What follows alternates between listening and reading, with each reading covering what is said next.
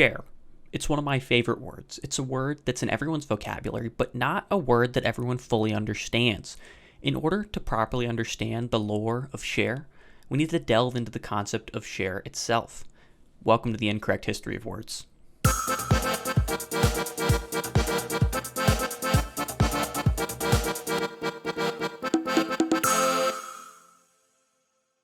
The earliest use of the word share referred to the groin, where the trunk of the body divides into two legs. However, in the 16th century, to share meant to cut into parts or to cut off. Just from this, we can see that the word itself is rooted in controversy, as even upon its inception, people didn't have a full-fledged definition of the word yet.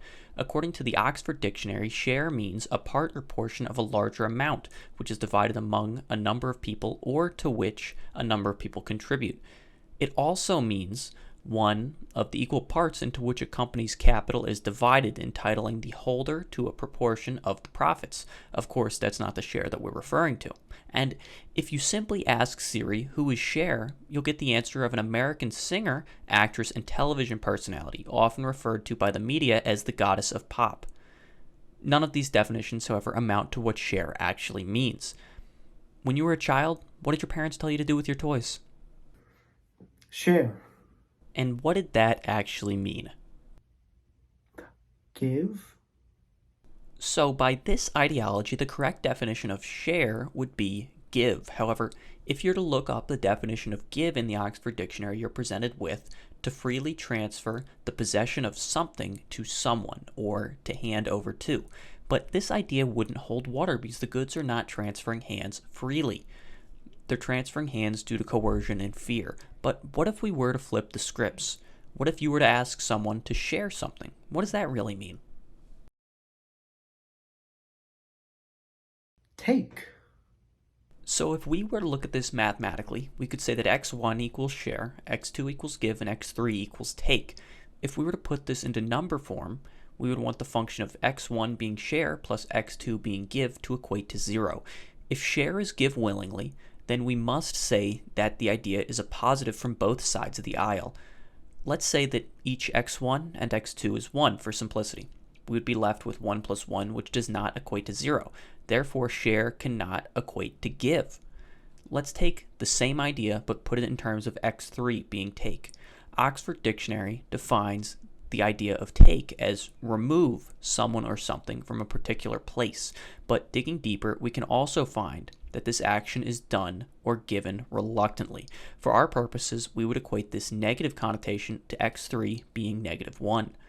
With share continuing to hold its value of 1 from our previous math, and x3 being negative 1, we can do the same formula of x1 plus x3 equals 0 and substitute in our values we found of positive 1 plus a negative 1 equating to 0, which is now valid. So logically, share does not mean give, but it actually means take. Let's look at an example. Let's say I'm at a party and I want to take a sip of someone's Mountain Dew. Would I go up to the person and say take? No. That's right. You would use the logic we defined earlier of equating share to take, and because share has a positive connotation, this action of take would be viewed as the same action of give, as give and share both possess positive connotations. Now back to our example. Once you have share take in the Mountain Dew, you can't just expect not to be expected to return the favor, so you would say, Share. exactly, and you would also engage in the act of sharing. But we don't just have to limit the use of the word share to only take. With such a positive word, it's only fair to use it in other connotations. Let's look at another example. Say you were looking to respond to an idea or action with yes. You couldn't just say share, as that would assume you're looking at a one-sided ideology. But we are looking at a positive affirmation of yes, but no exchange of goods. So what would you say? Share, share. Share, share. We would use the double positive affirmation to remove the canceled connotation of take, and using share, share would mean yes. You can also use the word in triplets to exhibit extreme excitement. Saying, oh, share, share, share would be the equivalent of saying absolutely in an excited tone. But what if you want to say no? Going back to the idea of mathematically explaining ourselves, let's say that no equates to x4, and since no is negatively connotated, we will assign it a value of -1, with share continuing to hold the positive 1 by definition. Therefore, share plus no would equate to 1 plus a -1, which is true. It does equate to 0. So to say no, you have to say no share. In a real-world setting, looking at our Mountain Dew example again, you can say no share to prohibit the share that was previously mentioned. Not even a triplet share of share, share, share could negate this action of no share being shared. But if a no share is exhibited, you have one option to negate it, and it's the use of a double negative. We already know that share means take to balance our equation, but what if we were to say share take? This would also leave our equation balanced, but we would have to use the give definition of share to get there, giving us a +1 for share and a -1 for take, continuing to leave the equation valid. However, take always outdoes no on the share scale. So if someone presents you with a no share, you can simply respond with share take and still have the Mountain Dew. But all of this is nothing when it comes to the integration of share into conversation. In these scenarios, share is the conversation, but what if it wasn't? Say I was talking to a friend. I could say, "Sup, share?"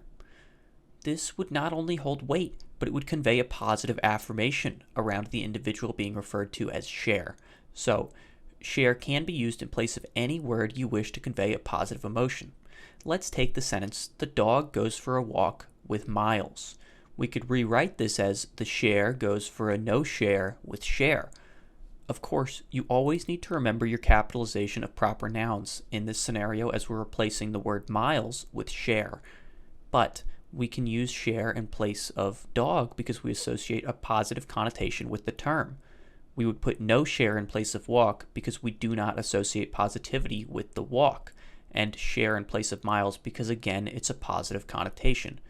But this looks clunky, so let's simplify this a bit. We could say the same sentence as share, share, no share, share.